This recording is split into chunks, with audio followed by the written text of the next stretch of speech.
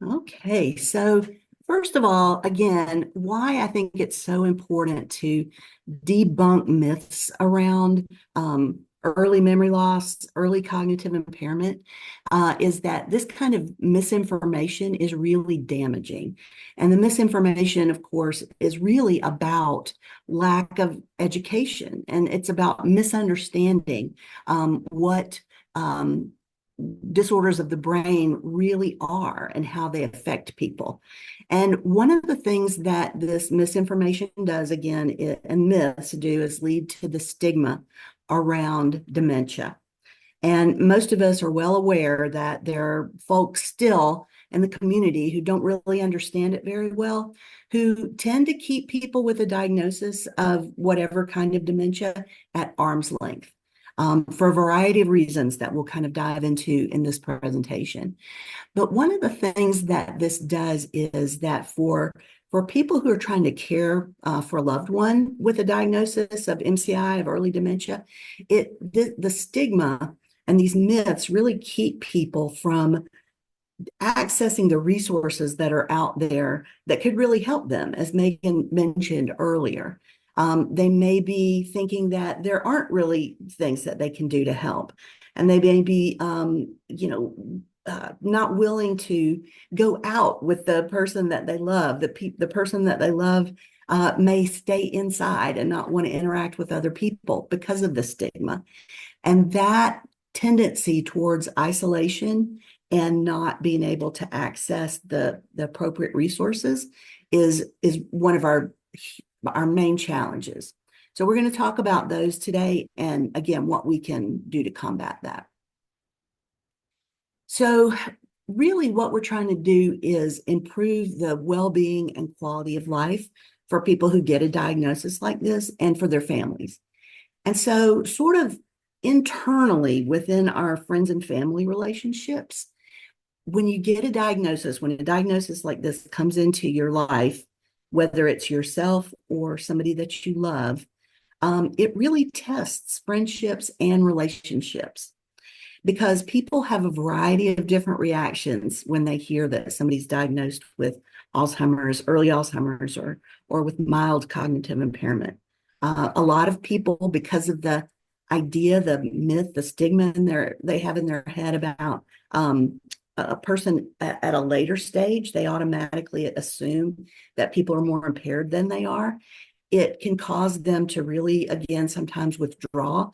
When people are very early in this process and they're not yet exhibiting those kinds of symptoms, sometimes people don't want to believe that they have a diagnosis. So they can say, oh, I really don't believe you have that. You're fine. It's, I forget things too. And that leads people to the assumption, which is kind of true, that other folks just don't understand what this is like. And there is a lot of denial sometimes amongst friends and family, because if you picture a really late stage dementia in your head when you think about this diagnosis, you don't want to believe that that's going to be happening to your loved one. And so that denial, which is a natural human defense mechanism, kind of kicks in to protect us from thinking about what that looks like. But I think if we understand better that the later stages might not come at all, or they might be way down the road, that might, if we understood that better, that might break down some of that denial and help us be more willing to be in the moment with people and enjoy every day along the road. And so again, perceiving that these folks don't have any quality of life leads to that social isolation.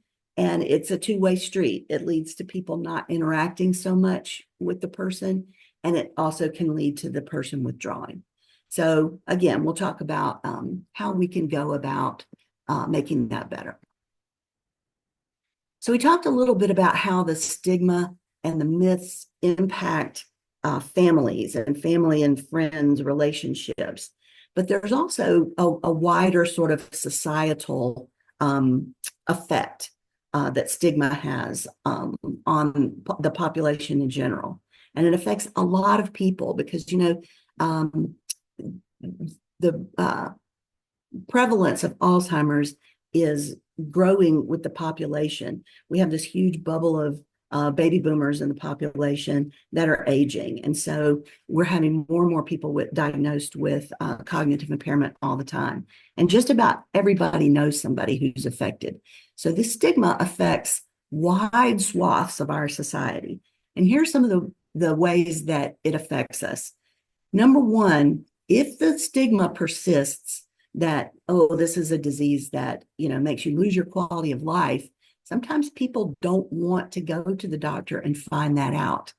So they sometimes delay getting a diagnosis, and sometimes they don't get a diagnosis until much later in the process. And that's really a shame because there's so much that you can do early on to educate yourself, to put a support team in place, to make plans for the future, to find ways and develop ways to continue to have purpose and meaning in your life and live the best quality of life that's possible. So those are some of the ways that, some of the ways that stigma interferes with good quality of life after diagnosis. And if you're not getting a diagnosis early, you're also, you're not being able to benefit from the treatments that might be available. Right now, we have the monoclonal antibody treatments, but they're only available to people who are in the earlier stages.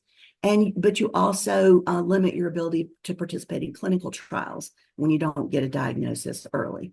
And when there is so much stigma and lack of public awareness about these disorders, it really negatively impacts funding for research, although we have made some headway in that area in the last few years. But just so I wanted to give you sort of a big picture look at how important it is to start breaking down the stigma around neurocognitive diseases. Let's look just briefly at a map that shows us the sort of circular effects of stigma and how this is a self-perpetuating negative cycle. So up in the upper left, you see there's public stigma around these disorders, and that leads to stereotypes about people who have these diagnoses. And so that leads to some prejudice against those people who have the diagnosis. And prejudice leads to discrimination. They get discriminated against. And so ultimately that leads, if you follow the arrow down, to fewer social opportunities, which leads to, going further down, lower quality of life and less social integration, which circles us back into public stigma. When you see people whose quality of life is lower and they're not integrated into society, and we continue to maintain these false assumptions about them, that just adds to the stigma. It also adds to people's self-stigma. If you get a diagnosis and you're not educated about what your particular disorder means, you're very likely to fall prey to these very same public stigmas, and that can lead to your own low self-esteem. And that leads, again, to fewer social opportunities, less social integration, and adds to public stigma. So you see how this is really a cycle that is very difficult to break unless we insert in some point some real education and countering these false narratives about what especially early disease process looks like. All right, so now we are gonna test out your ability to put some answers in the chat. I want this to be interactive for you. I'm gonna go through some statements, and I want you to put in the chat if you think they are myth or fact. You can say M or F. Okay, so let's take our first one. All right. Being diagnosed with MCI or early stage dementia is really the end of meaningful life. So put your answer in the chat if you think that's a myth or if you think that's fact. Okay, getting some answers in here now. Good. Yeah, as we've already alluded to, clearly getting a diagnosis of mild cognitive impairment or some neurocognitive disorder that's in the early stage is absolutely not the end of meaningful life. And I picked this picture here for a reason. This is Arthenia Caston, and she is featured in a book by an author named Joe Wallace, who wrote or created a book called The Day After Yesterday, Resilience in the Face of Dementia. He's a photojournalist, but he also, in addition to these beautiful portraits of people diagnosed with cognitive impairment, he also has some of their stories. And Arthenia's story is that she knows that there is stigma around this diagnosis, but if she puts her head under the covers and hides her head in the sand, she is not going to be in a position to counter the stigma for other people. And she's not going to be able to be a part of finding a cure for the disease. And if she puts herself out there and interacts with other people, tells her story, allows people to see that she's still vibrant and smart and social and funny and fun and lovely, that can kind of start breaking down the stigma for other people. And so many people with a diagnosis do actually find some new purpose and meaning in life by getting involved in breaking down stigma and getting out there and being sort of the face of what it means to live successfully with a diagnosis. All right, very good, guys. So here's our next statement. If you have MCI, you will progress to dementia. All right, is that a myth or a fact? Let's see some answers in the chat here. Okay, see some answers coming in. All right, very good. So this is a myth with some caveats. When you are diagnosed with mild cognitive impairment, hopefully the doctor has given you the underlying cause of your symptoms. And so for some people, the underlying cause is not absolutely certain. And for some people, the underlying cause of those symptoms is something that can be treated or reversed. So those people don't ultimately necessarily progress to dementia. Even if your underlying diagnosis is something like Alzheimer's disease, what we're trying to do in this program is delay onset of symptoms as much as possible, make your quality of life as good as it can be. And when people are diagnosed very late in life, they may not eventually see the later symptoms of the disease. So this is a myth. It does have caveats, but in general, we don't have to think that if we get a diagnosis of MCI, it's an automatic that you're going to progress to dementia. So well done, everybody in the chat. All right, let's see. I can advance here. Okay, here's the next statement. Myth or fact, the impacts of MCI or dementia fall on the individual who's diagnosed. The impacts are really felt by the individual who's diagnosed. Okay, myth or fact? Let you guys put some answers in the chat. All right. So this is one of those slightly tricky questions, right? So the impacts absolutely fall on the person who's diagnosed, but the myth is that that is the extent of the impact.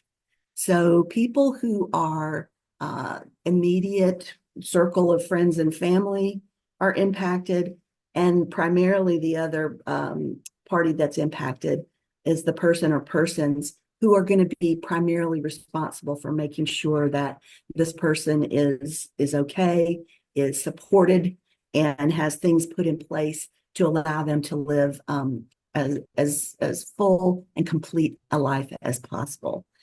And that is a big ask for people, particularly people who perhaps have never been in that role before. So we just want to make sure that everybody is aware that this is sort of a family. It's a systems diagnosis that has many impacts beyond just the impact that falls to the person with the diagnosis. Okay, you guys did really well. All right. The next statement is, the caregiver's job is to become an expert and set aside their own feelings to focus on the needs of the person with the diagnosis.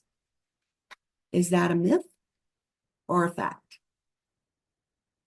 Caregiver's job is to become an expert and set aside their feelings to focus on the needs of the person with the diagnosis. See answers coming through. All right, so I would say this is a solid myth. And that's because while it is important for the person who's the care partner or the caregiver in the situation to become educated about the disease, they are not obligated to devote their every waking moment and entire lives to caring for this person or helping for this person. My belief is that, and many people's belief is that this is not a one person kind of endeavor. It really takes more than one person. And if you are setting aside your own feelings to do this, eventually down the road, that is going to come back and be hurtful. We have to consider the care partner, the caregiver's feelings in this endeavor. And while we are focusing on the needs of the person with the diagnosis, that is true. We're also focusing, or we need to focus on the what the caregiver needs. And it's different for different caregivers, care partners, right? Some people are sort of natural caregivers. They've maybe done this before. They think, I got this. Some people have a large extended support system of friends, family, faith communities that they can lean on. Some people don't. Some people are really trying to do this in isolation.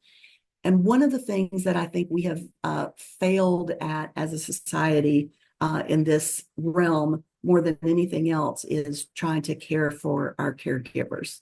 We want to obviously, yes, help them feel like they've got the knowledge and skills and education to do this role, but we also have to be sensitive to their feelings and make sure that they have resources to feel supported and feel like they're not having to do this 100% on their own. Because if you don't take care of yourself, you're not going to be able to probably be an effective caregiver long term. So it's really important. All right, well done, everybody who added things to the chat.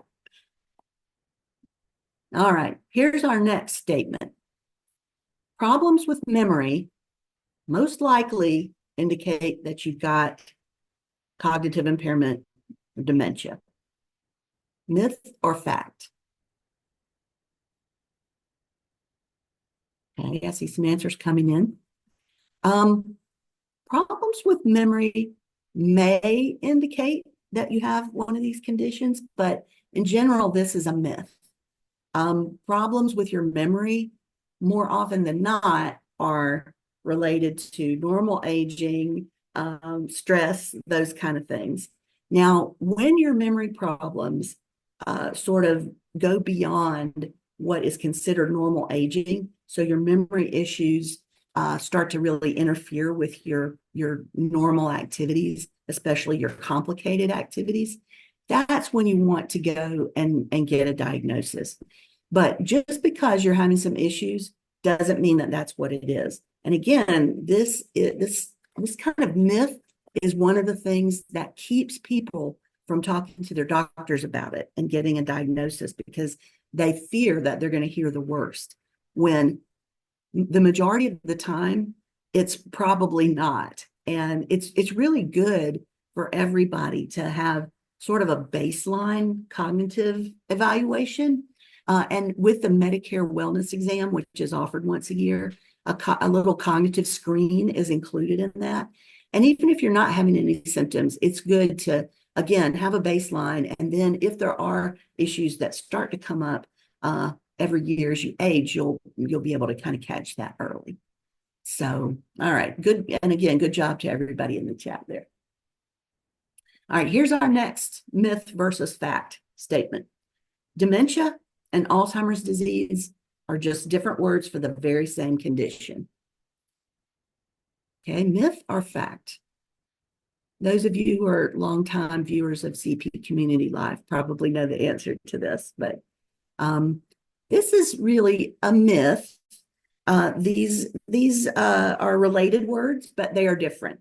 So as many of you know, dementia is just the kind of umbrella term. It refers to a syndrome, a collection of symptoms that it means that some of your cognitive abilities have declined. And Alzheimer's disease is a very specific cause of dementia that has its own specific pathology. So if you have dementia, if you have symptoms that indicate that you're having dementia, that you have, maybe memory loss, but also maybe problems with thinking, with speech, with spatial orientation, with judgment, reasoning. If those things are happening, the first question is, what's causing that? That's just dementia. It tells me that I got these symptoms, and it says that there's something going on, but it doesn't tell me what's causing it. So Alzheimer's disease is the most common cause of dementia, and that's why we talk about it a lot and focus on it a lot. But there are a lot of other things that cause symptoms of dementia. And I think there is value in knowing what the exact diagnosis is for a lot of reasons. So, excuse me. All right, here's the next one. Myth or fact? Family history can predict who will develop dementia. Myth or fact? All right, I see some answers coming in. This is another sort of tricky one. In general, it is a myth. Now, if you have a family history of Alzheimer's disease or other dementias, especially if you have first-degree relatives, that does increase your risk, but it does not necessarily mean that you will develop dementia.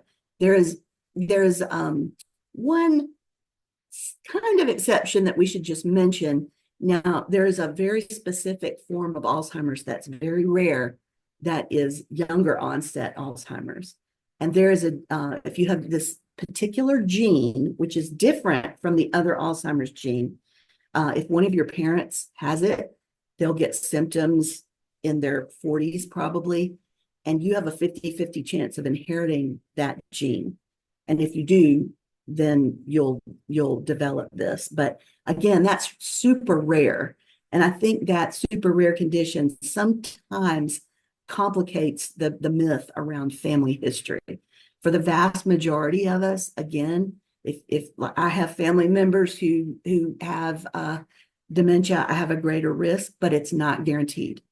And I should mention too that if you do get the genetic test for the later onset Alzheimer's gene, even if you have it, it doesn't mean that you'll necessarily develop Alzheimer's. It just means that your risk may be a little higher. So we should all be doing the things that are good for us to prevent the symptoms, regardless of what our genetic profile looks like.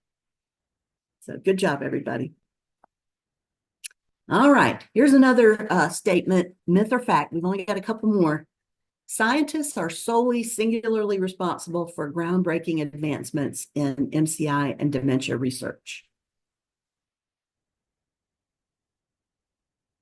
What do you guys think? Scientists are responsible for the advancements in research? Well, while scientists are, without them, we wouldn't be where we are. This is a myth because we also wouldn't be where we are without research participants. We would not be able to have these advancements in research without folks who are willing to put themselves out there and be involved in research. So those of you watching who are involved in research, and that includes non-invasive research like the Cognitive Empowerment Program, kudos to you, because you are also responsible for the advances that we have in the research. And the research is not just about medical, treatments like infusions or medications. It's also advancements in, these lifestyle interventions that we can use to really live the best possible life that we can if we have a diagnosis. So good job, everybody. All right, now this next one is not really a myth or fact statement like the other ones, but I want to hear what you guys think about this. So you hear somebody say, my cousin's neighbor improved thanks to supplements her daughter ordered online. Would you think that that is, well, that sounds kind of like based on myth to me? Or do you think that that really might happen, that might be factual? Okay, not too many responses to that. I think we might have some people stumped. So here's the thing. If some of the supplements that you see advertised online really worked, then in a significant way, the cognitive neurologists in the clinic would be recommending them. So at the end of the day, this is something that you just should not take on faith. Even if somebody takes a supplement and they feel better, like their memory is improving, it could be placebo effect because they really want to feel better. So if you're ever tempted by one of the things that you see on TV or online, always talk to your doctor about that and get some advice about those things, because many times that the improvements are based on just placebo effect. All right, good job, you guys.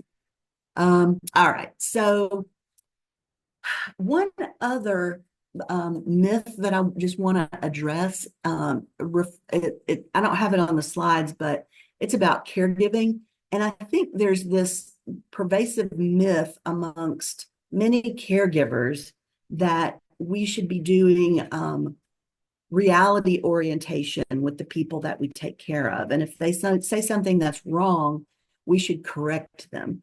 And I think that really what we're trying to do is get into the world of the people that we're caring for. Don't argue.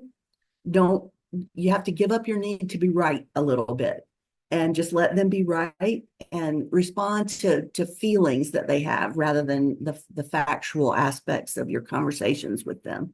So I think that is one thing that over these last 30 years, I've seen make life so much more difficult for caregivers who are still really trying to encourage the people that they care for, just try a little harder, and you could do this. You're not doing as well as you could, and I'm going to correct you when you do this or that. And if we could just again live in their world a little bit more, and understand what they're going through, and not have to be right all the time, it would be so much easier for everybody. So I did want to address that before we move on. But I did want to give you some tips for your toolbox. These are tips from the Alzheimer's Association about how you can go out in the world and be a force to help overcome stigma. And the first one is to don't be open and direct. Don't feel like if you're having an experience with this, that you don't need to say anything to anybody, or that you need to keep it a secret. That's one of the first steps to maintaining stigma. So I know that a lot of people are not real comfortable with that, but take a little baby step and talk to people about it and communicate the facts. And if you even have some little resources that you can give to people, either if they're online, you can give them the link to the Alzheimer's Association. If they're more like paper people, you can give them some brochures, which you can get for free from the Alzheimer's Association, if you call them. You start to educate the people in the community. Then if you are a care partner, a caregiver, you're trying to support somebody in that role, or you're supporting somebody with a diagnosis in whatever way, look at the different avenues for support and try to stay connected and don't isolate. And don't get discouraged, because with the help of others, we can help make this better and figure it out. And in these ways, you really start to become part of the solution. All right, so another way that you can really, this is a very active way to combat stigma, is to become an advocate. And there are lots of different ways to do that. If you already have a relationship with your local legislator, for example, then that's a great way to start. But the Alzheimer's Association has a very, very robust advocacy program where you can get involved to the degree that feels comfortable for you. So if you just want to send emails to legislators saying, please increase funding for Alzheimer's research, they will give you a template and give you the legislator's email address. They make it really easy for you. If you want to write letters to editors of newspapers or legislators or other people in positions that can affect public policy, they'll help you do that, and they'll help you with text to write your letter if you need it. They also have a program where you can go meet your legislators in person, and they'll arm you with all this literature to give them, and you can tell them your story. This picture on the right here of this man and this woman, this is, I believe that is in Washington, D.C. Every year, there's a huge contingent of people that go to the Capitol and talk to their legislators. And I have been in meetings with senators and congressmen and women with people with a diagnosis. And we go in and we allow people to tell their story, and also caregivers to tell their story. So if you want to get involved to that degree, you can do it. And also, if you don't want to do any of that, you can always engage with your social networks on Alzheimer's issues. You can talk about your experiences, or give people links to connect with, say, the Alzheimer's Association. And this website here, www.alz.org, that is just a treasure trove of education, information, ways to get connected. There's message boards, there's blogs, encouragement for care partners. There's videos that you can watch to learn about, how to plan for the future, how to enhance your caregiving skills, just everything that you can think of. So I encourage people to check that out.